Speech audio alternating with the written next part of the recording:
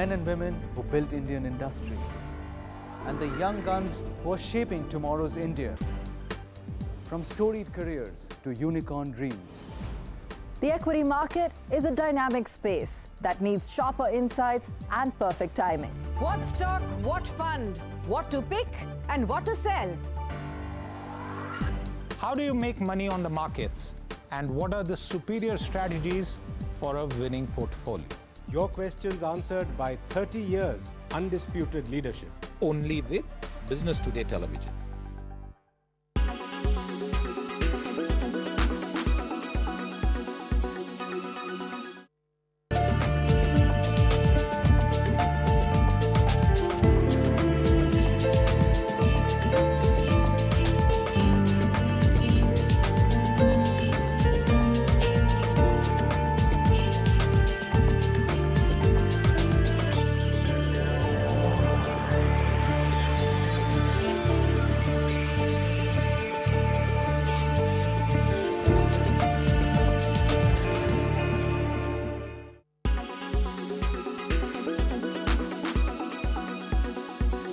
By CoinDCX, your gateway to crypto.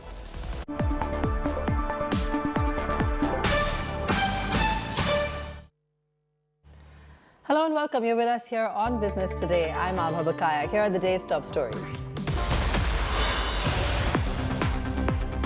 Consumer inflation falls to below 7% in October for the first time in 3 months, follows the path of wholesale prices, which are also the lowest in 19 months. Raises hopes that the RBI may slow the pace of rate hikes.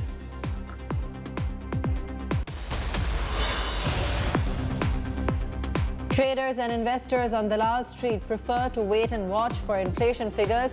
Profit booking in stocks which gained the past few sessions. Sensex and Nifty end in the red.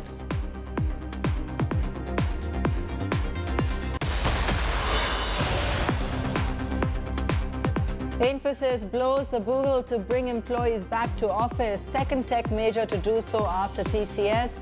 Promises a compassionate policy for employees.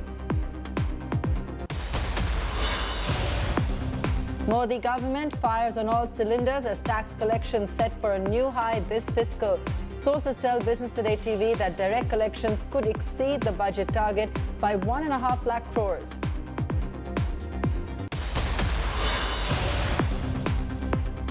Investigations ordered into the affairs of the failed crypto exchange FTX as it emerges that more than $600 million was siphoned off. Analysts say the collapse could be the Lehman Brothers moment of the crypto world.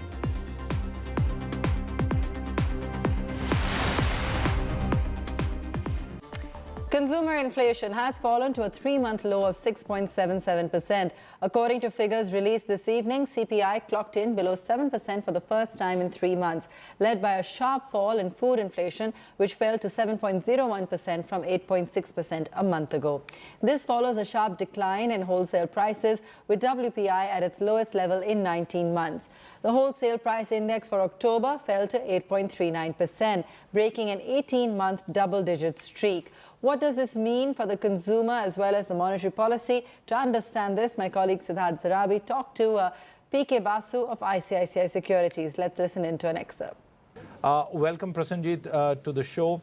You had some time to digest the latest numbers. We've seen the wholesale price data come in. Tell our viewers, what does this easing in the rate of retail inflation, or what is called the consumer price index inflation, really mean? Well, what it means is that the pace at which prices are increasing has eased off. So we were seeing inflation above 7% for the last 3 months, and that was definitely a major cause of concern to the RBI, given that the RBI has a mandate to keep inflation in the 2 to 6% range. It is still well above that at 6.77% year on year in October, but it is beginning to ease off, and the news is likely to get a bit better going forward, partly because the Kharif harvest is currently underway, and that is likely to have been a very strong harvest, which will help to further moderate food prices. So as food prices come off and food inflation eases, we should get slightly lower inflation going forward. In year-on-year terms, oil and energy inflation is unlikely to be particularly high in the second half of the fiscal year. That is October this year to March next year. We'll see base effects helping on the energy inflation front. We've already seen the impact of that in the latest WPI number. WPI, of course, has a very big weight for fuel, much larger weight for fuel than CPI Yes. does. And so we've seen the WPI inflation rate come down to 8.39% after being well in double digits for almost a year. So those are all pieces of good news on the inflation front. The worst is behind us.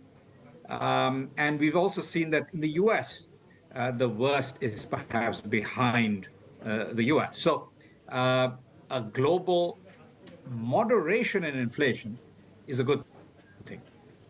Prasenjit, since you speak about the worst is behind us, what about core inflation? That doesn't seem to have fallen. Should we be concerned about that, or is it time to sort of break open the champagne when it comes to inflation? Well, in India, we don't look that much at core inflation. And the reason is that food and energy are very important parts of the consumer basket for Indians. You cannot ignore food. And so core inflation is a nice theoretical concept for us, but food inflation is really important. And food inflation has been above 7%. And remains. It has just come close to 7% now in the latest month.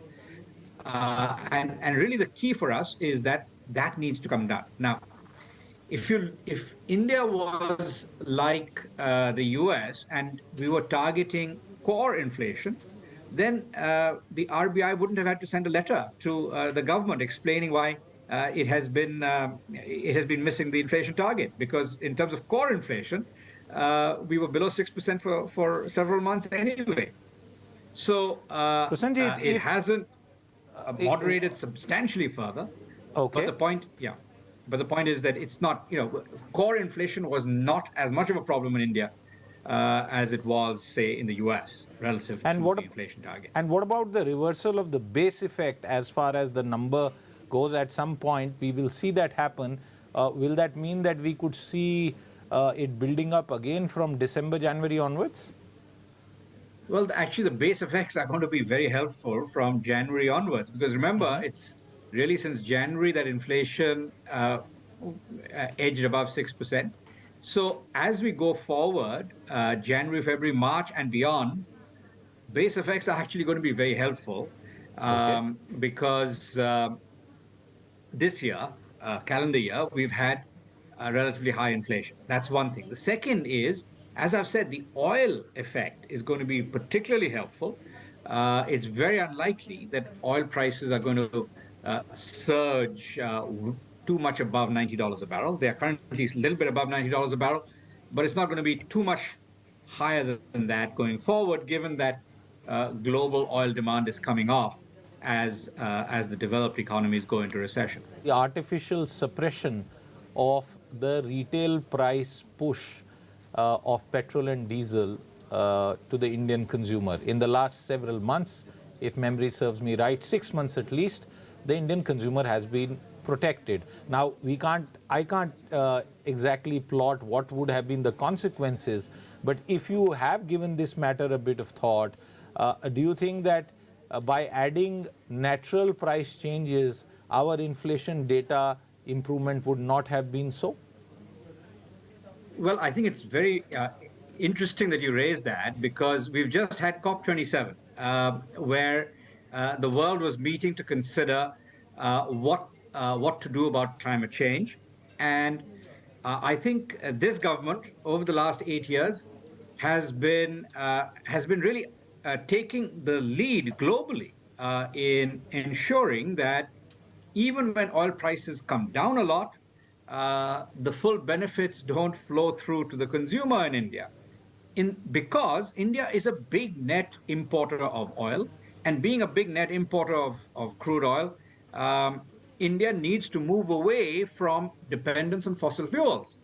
And so what this government has done really quite well, I think, is that it has ensured that the relative price of oil compared to renewables steadily moves in favor of renewables over time.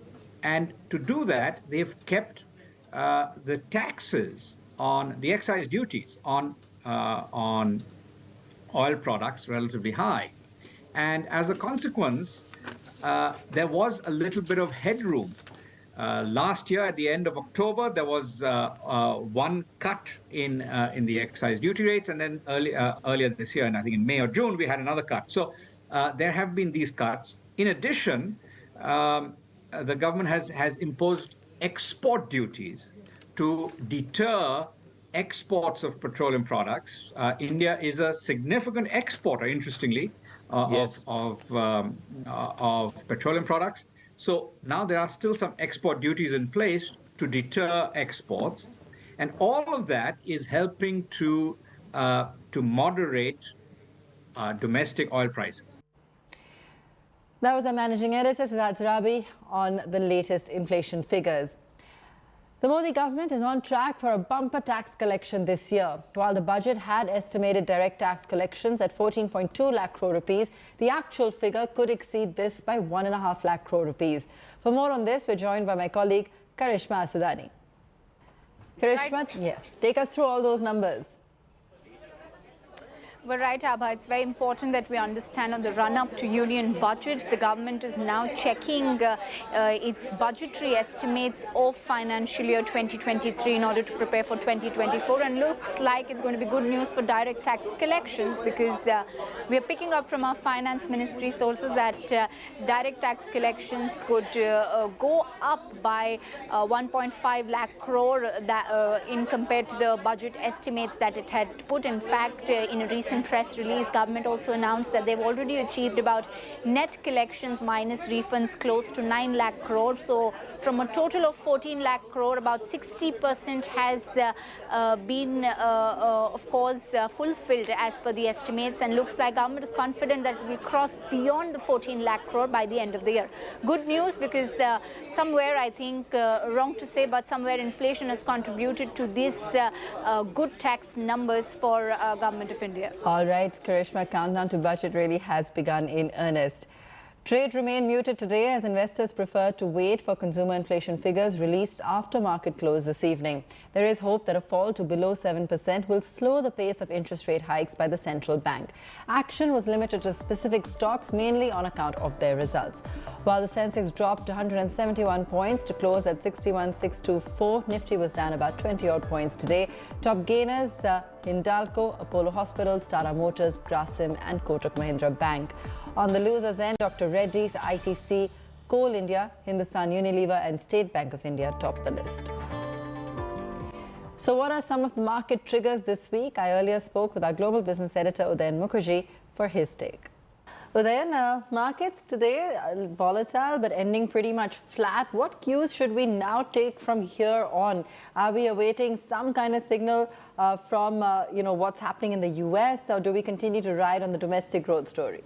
Hi, Abha. I think it's going to be global from here because the earnings season is pretty much over and it's been a mixed bag. So I think there is not too much by way of domestic cues. But I think the cues from the global scene are very powerful because, as you would know, the recent inflation print in the US was much lower than expected, or somewhat lower than expected. And that's sort of led to a lot of excitement in the Western world on whether the Fed will soon stop or at least ease the pace of rate increases. This has resulted in some kind of declining in the dollar index and has sparked off a risk-on rally in global markets. And we've benefited from that as well. There's been some buying from FIIs because of that too. So I think that this leg of the rally, which has taken the Nifty to about 18,300, has been fairly global in nature, because I don't think we've got, other than the financial space, the banking space, that is great triggers from the earnings calendar. I think we'll have to watch the global space very, very closely.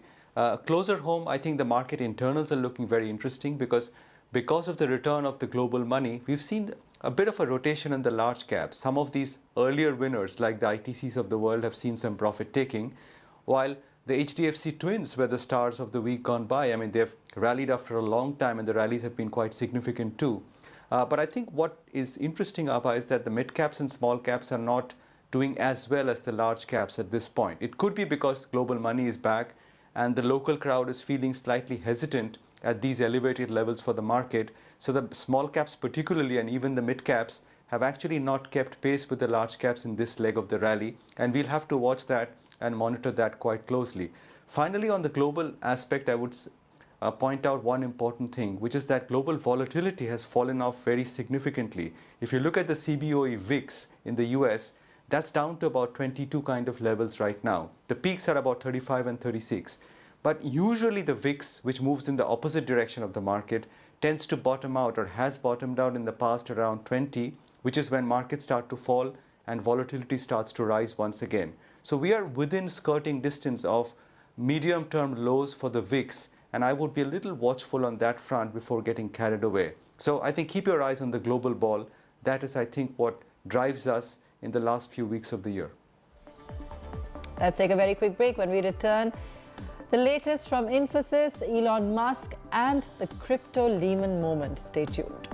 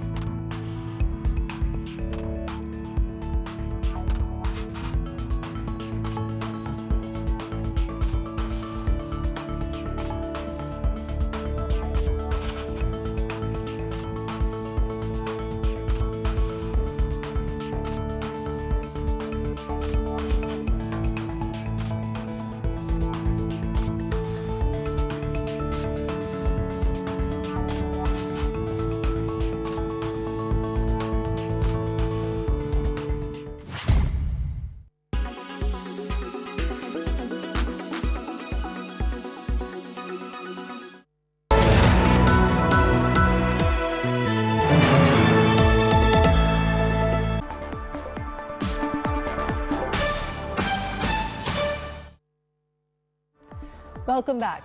Infosys is the latest IT major to ask employees to return to office for work. According to internal communications accessed by Business Today TV, the IT bellwether is adopting a three-phase work-from-office plan. TCS, India's largest IT services company and one of Infosys' competitors, has already started a hybrid model to bring back employees in offices in a phased approach. For more information, we have with us our IT sector reporter, Akanksha Chaturvedi. Akanksha, what's the new Info policy and how will this be implemented?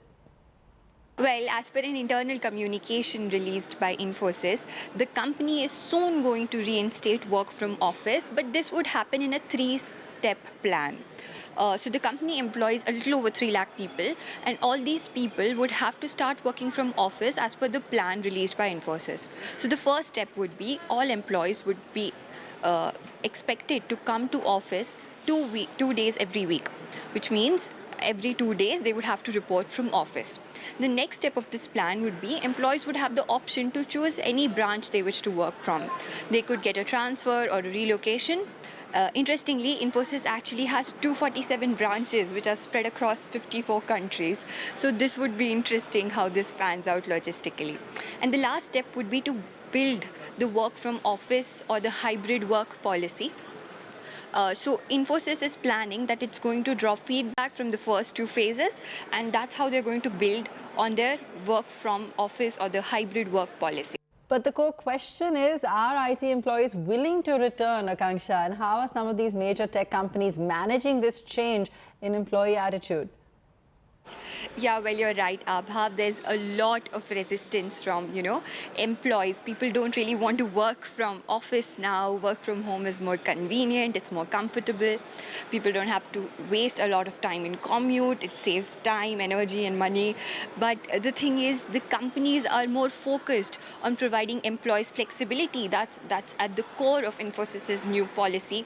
Even the CEO, Salil Parekh, as well as the head of HR, he also mentioned in the email, which we were talking about, that the company wants to provide flexibility to its employees.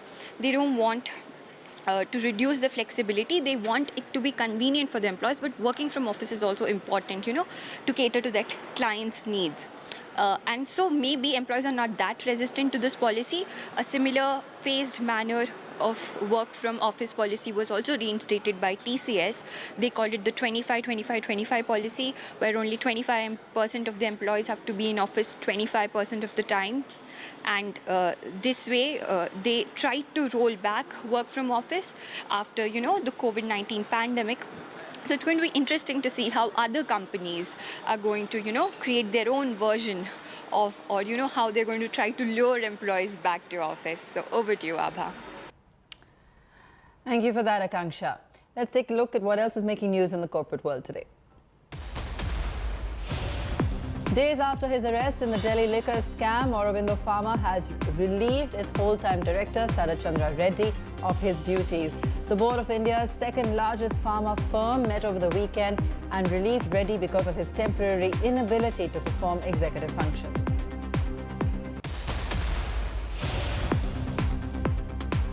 Shares of Life Insurance Corporation climbed 5.8% today after the life insurer reported a multiple jump in the September quarter profit. The country's largest insurance company reported a net profit of 15,952 crore rupees for the quarter, compared with 1,433 crore rupees in the same period last year.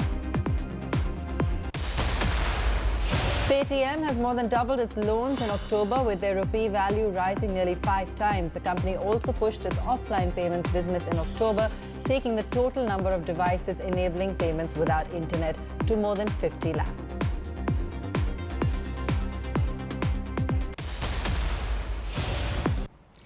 Elon Musk, the world's richest man and CEO of 5 companies, said he has too much work.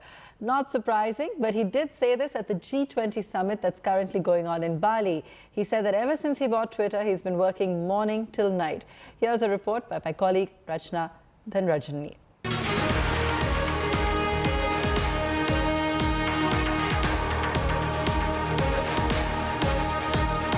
Ever since Elon Musk set his eyes on Twitter, he has been making headlines every day. First came a legal battle before the Twitter deal was finalized, and then the mass axing of employees after the takeover. He's the world's richest man. Speaking at the G20 summit on Monday, he said ever since he bought Twitter, he has been working from morning till night, 7 days a week. I mean, I'm really working at the absolute most amount that I can work from morning till night, 7 days a week. So this is not something I'd recommend, frankly. Along with Twitter, Musk is also the top boss of his EV company, Tesla, his neurotech company, Neuralink, his ambitious spacecraft company, SpaceX, along with his tunnel construction company, The Boring Company. Musk, who has been described as the nano manager, has been at the helm of Twitter for over 2 weeks. And in this time, he has not only fired the top executives and become the CEO, he is also the sole director of the company now. Musk, as a part of his ambitious revamp plan for the company, rolled out a new Twitter Blue subscription last week, shortly before suspending it. The new Twitter caused chaos on the social media website as impersonators quickly emerged as verified accounts, leading to widespread chain reaction of fake messages. So as of now, the new Twitter Blue that was seen as major revenue generator remains suspended. Meanwhile, in these 2 weeks, Musk has also laid off close to 50% of Twitter staff globally, and has warned other employees of a possible bankruptcy. Meanwhile, Tesla shares also took a hit last week as Musk sold another batch of his share to fund his ambitious Twitter plans. Clearly, the world's richest man has a lot on his plate. With Rachana Dhanrajani, India Today Television. The US government is all set to begin a formal probe into the dramatic collapse of crypto exchange FTX. This after the Bahamas Police Department announced its own probe into the collapse, being described as the Lehman Brothers moment for the crypto industry. Meanwhile, the CEO of Binance, the company which catalyzed the collapse, has sought to calm the industry in turmoil. Changpeng Zhao, the CEO of Binance, who first offered to buy out FTX last week and then rescinded the offer, has broken his silence. Zhao's U-turn precipitated the biggest collapse in crypto space, bringing FTX, the largest crypto exchange in the world, down like 9 pins. We do need to increase the clarity of regulations and the sophistication of regulations in the crypto space. So much turmoil in our industry. But I want everybody to understand that's not reflective of everything in the industry. The industry goes through ups and downs. We have one or maybe even more bad players in the industry, but the industry is still growing, so we're still building. The elusive Sam Bankman-Fried, the 30-year-old founder of FTX, is meanwhile repeatedly apologizing. In a series of tweets, the crypto CEO, whose net worth evaporated to $1 from $16 billion in just a week, has been tweeting his apology and reassuring customers. This comes even as government investigators in Bahamas, where Bankman-Fried lives, started a probe into whether any criminal misconduct was involved in the FTX collapse. There are also reports of lawmakers in the US beginning a probe into the debacles, especially with allegations of unauthorized transactions. Analysts have flagged as much as $600 million in assets being moved out in suspicious circumstances. FTX has already seen $1 billion in customer funds vanish, with the platform's token plunging in value. Many are comparing the exchange's bankruptcy on the 11th of November to the collapse of Lehman Brothers, along with skepticism that there will be prosecutions. It is going to be something like a Lehman Brothers because FTX.com just didn't have individual investors as their clients. They had other brokerage firms, hedge funds, trading shops, venture capitalists, institutional investors, and even crypto miners and crypto validators as customers that held funds with their brokerage operation. There's been a lot of conversation about the fact that we didn't see bankers prosecuted in the 2008 financial crisis. And I think in this case, the crimes are even clearer in a lot of cases. But it does raise that interesting question. Why weren't bankers put in jail in 2008? And for this industry, where clearly a lot of people belong in jail, will they be prosecuted is a very interesting question. And I sure hope the answer is yes. Bankruptcy documents filed by Bankman-Fried showed FTX had $13.86 billion in liabilities and $14.6 billion in assets. However, only $900 million of those assets were liquid, leading to the crash crunch that ended with the company filing for bankruptcy. The contagion hit the entire crypto sector, with the Bitcoin falling to below $16,000 for the first time since 2020. Bureau Report, Business Today TV. And that's where we close it in the ever-exciting world of business tonight. Thanks so much for watching.